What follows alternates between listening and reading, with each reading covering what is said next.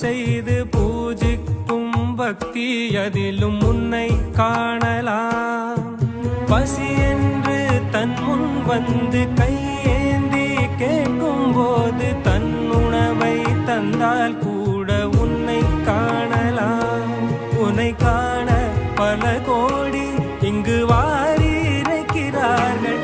எளிதாக உன்னை சேர இங்கு யாரு நினைக்கிறார்கள். அலங்காரம் அதில் நீ இல்லை, அகங்கார மனதில் இல்லை.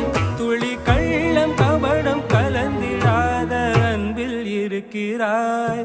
உணர்ந்தேன் உனையே உனையே மறந்த